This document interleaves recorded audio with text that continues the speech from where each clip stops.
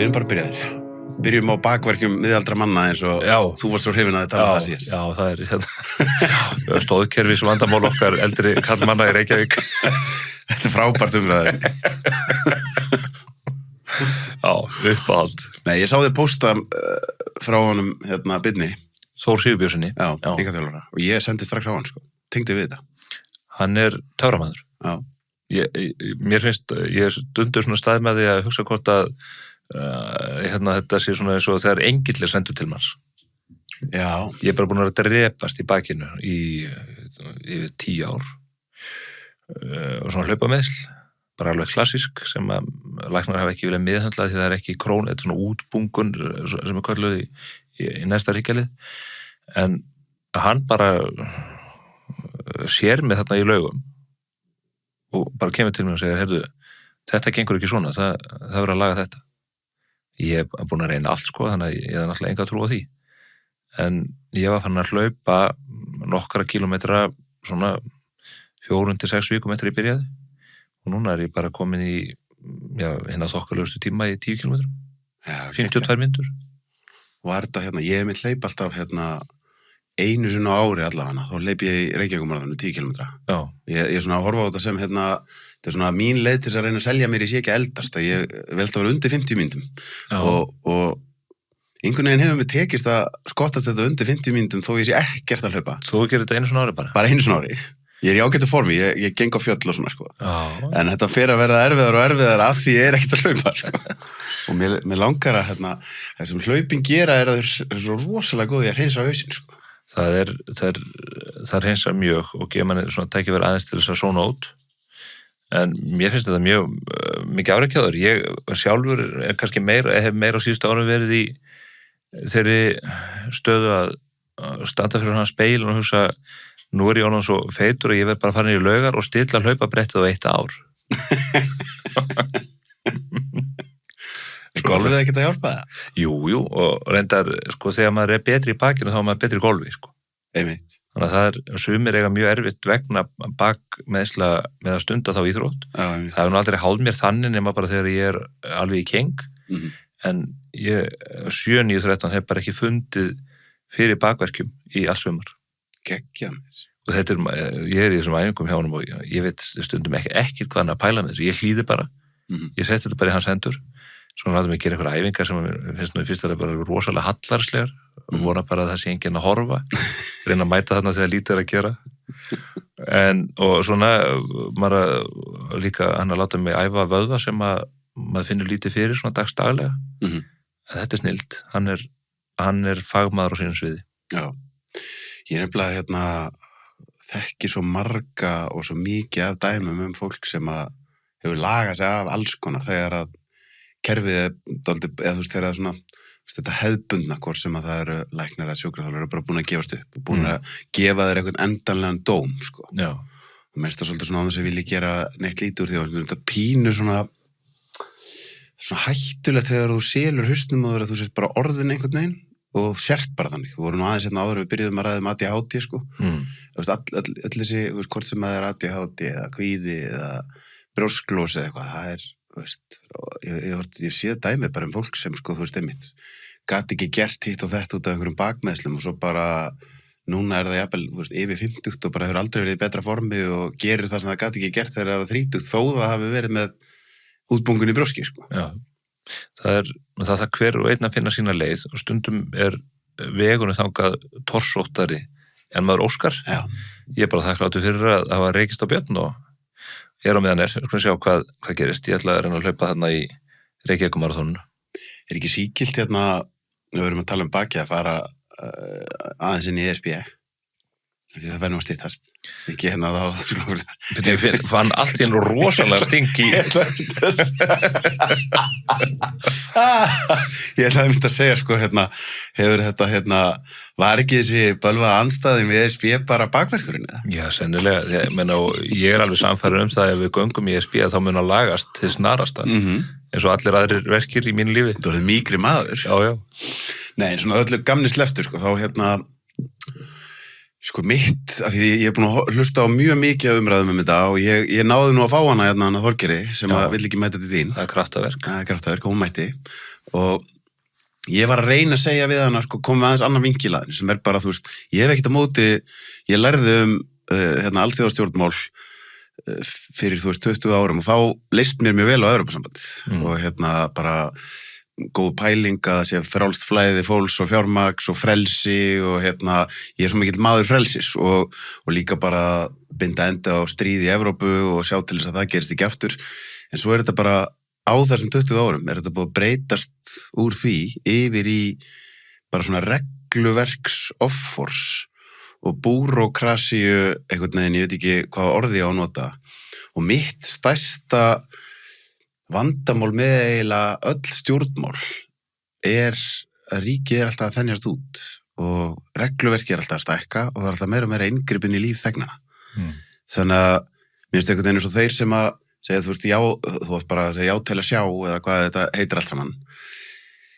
Þá finnst mér einhvern veginn eins og, þú veist, mér finnst einhvern veginn eins og þetta vandi að bara, þú veist, ég er ekkert á móti Evrópu eða Evrópusambandin eins og það var, en á hvaða vegferð er það núna, sko? Jú, það er að verða nokkur röð þróun á vettvangi Evrópusambandsins með það sem að maður hefur kannski séð segjum á umliðnum 20 árum. Reyndar núna í aldarfjórðung hefur þetta ríkjasamband verið með sameiginlegan gjaldmiðil og þar hefur nú gengið á ýmsu þó á stundu sér látið eins og að þar finni menn hið eilífa og endanlega skjól. Það er ekki nema 13 ár síðan að þáverandi seðlabankastjóri Evrópu lýsti því yfir að evrunni yrði bjargað sama hvað það kostaði. Vegna þess að þá var þetta gjaldmiðlasvæði í algjöru upplausn meðal annars út af Grikklandi og reyndar skuldavanda fleiri ríkja. En það er kannski, það er röksemdir sem eru borðnar á borð á Íslandi fyrir því af hverju ættum að ganga þarna inn. Ég leyfi mig kannski að segja ferðskonar, það eru öryggismálin sem að hafa kannski dúkkað meira upp núna eftir að Úkraínustríðið braust út og eftir að Donald Trump fór að gera allt vitlaust. Það eru síðan vaxtamálin sem að eru síðan ángi af í raun og veru verðlagsumræðunni og síðan eru það viðskiptatengslin við Evrópu sem að menn nefna að þurfa að styrkja og í raun og veru út frá því að við þurfum að hafa sæti við borðið til þess að geta haft meiri áhrif á það hvernig þessu regluverki öllu er háttað. Í fyrsta lagi öryggismálin áhugaverður punktur. Evrópa getur ekki varið sig sjálfa í dag og mun ekki gera í fyrirsjáanlegri framtíð. Til þess þarf afl Bandaríkjanna sem er eina risa herveldið á sviðinu í dag þó að Kínverjarnir séu vaxandi og vaxandi ógn reyndar við Vesturlönd í því sambandi þó við beinum oft blinda augun að því. Það er bara svo dæmi sér tekið þá eru Bandaríkjamenn með 11 flugmóðurskip sem að öll eru kjarnorkuknúin á meðan að Evrópa sundruð er með 3 flugmóðurskip sem að ég held að séu 2 þeirra oljuknúin og 1 þeirra að minnst kosti að hluta til kjarnorkuknúið.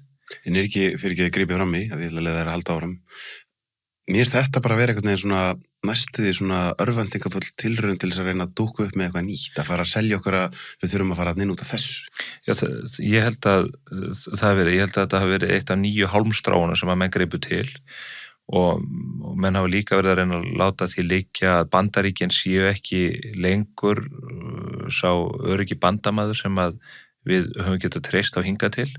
Það verður oft skorist í brýnu milli Íslands og Bandaríkjanna í ýmsu tilliti meðal annars þegar Bandaríkjamenn lokuðu hér herstuðinni 2006 en við erum með varnarsamning frá 1951 sem kveður sérstaklega á það að Bandaríkin taka að sér varnir Íslands og Bandaríkin hafa mjög mikla hagsmuni af því að sinna því hlutverki vegna staðsetningar Íslands og eins og Ólafur Ragnar Grímsson og fleiri hafa bent á þá hefur það hlutskipti Íslands síst minnka á síðustu árum. Ég minnst líka bara einhvern veginn svona versti það þessi þversögn að frá byrjun var það þeir sem voru svona harðasta agitara fyrir jáinu að bara þessi svakalegi ótta-áróður í neyðurunum og svo þetta allt í orðin aðal rökstuðningurinn ykkar sem sko, þú veist, mesti ótta-áróðurinn af öllu í þessar umræðu. Já. Þetta heldur ekki vatni. Sko. Nei, þetta er bara mjög undarlegt og það sést eiginlega best á viðbröðum Finna og Svía við innrásin í Úkraínu.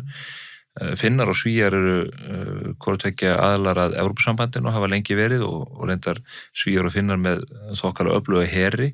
En það fyrsta sem gerðist þegar árásin í Úkraínu var gerð var að þeir hlupu í skjól NATO og þeir hlupu í skjól NATO vegna þess að þar eru Bandaríkin, ekki vegna þess að þar eru Þýskaland eða Frakkland eða Spátn eða Portúgal eða Bretland. Þannig að varnir Íslands byggja og munu byggja í allri fyrirsjáanlegri framtíð á samstarfi og samstöðu með Bandaríkjamönnum. Þess vegna líka mjög alvarlegt hvernig forystumenn Íslands hafa talað og hegðað sér síðustu misseri, forsvarsmenn nýrra ríkisstjórnar, ekki síst Þorgerður Katrín sem hefur augljóslega vanrækt tengslin við Bandaríkin og síðan ummæli til dæmis Kristrúnar Frostadóttur í hlaðvarpinu The Rest is Politics, þar sem að hún fer að gera á alþjóðavettvangi málefni Grænlands að einhverju stórmáli. Það er alveg augljóst að Bandaríkjamenn eru ekki að fara að taka Grænland yfir. Þetta var bara hluti af retorík og einhverju samningatækni hjá Trump sem er algjörlega óútreiknarlegu maður.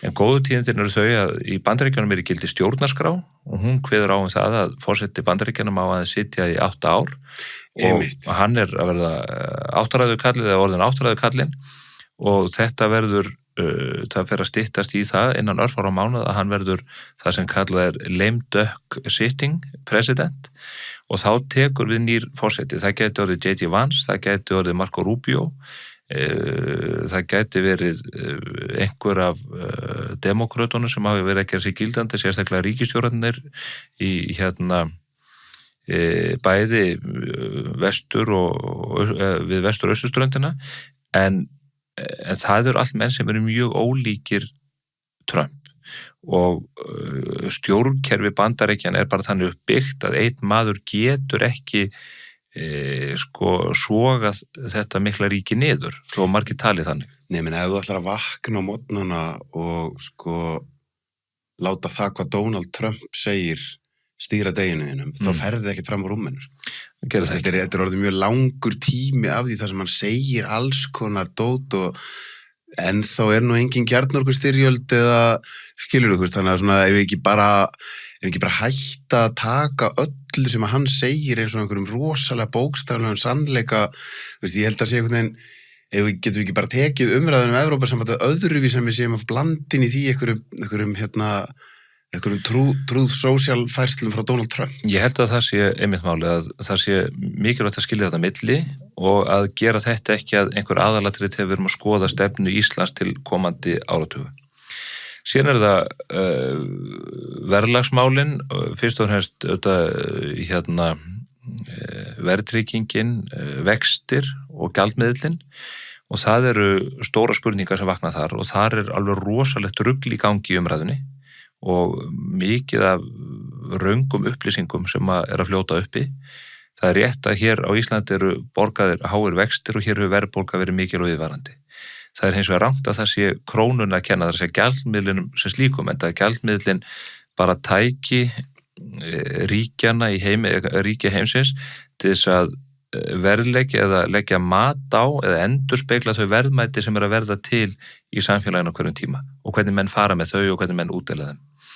Og það er óstrætt að sjá við íslenska krónan hefur rýrnað 99,9% gagnvart dönsku krónun á 100 árum og hér er verðbólga svo mikil að fólk eignast aldrei neitt og borgar húsin sín margfalt. Þetta er allt tóm þvæla og byggir fyrst og fremst á ákveðinni glíju eða miskilningi á því hvert eðli peninga er og samspil peninga og tíma. Vegna þess að 1 króna í dag eða $1 í dag er annað heldur en króna eða dollar eftir 10 ár. Sko, jafn mikið og ég get alveg verið sammála þessu, þá myndi ég samt segja að þarna ertu komin í svona að mínumati í kjarnan af því sem að klárlega eru einhvers konar rök. Það er að segja, En þau eru samt eiginlega ekki til stökur í þessu, en þetta er bara, það er að segja Þessi þáttur er áskriftaþáttur. Inni á sölvitryggva.is fá áskrifundur aðgengi að öllum útgefnum þáttum, aukaefni og nýjum þætti í hverri viku.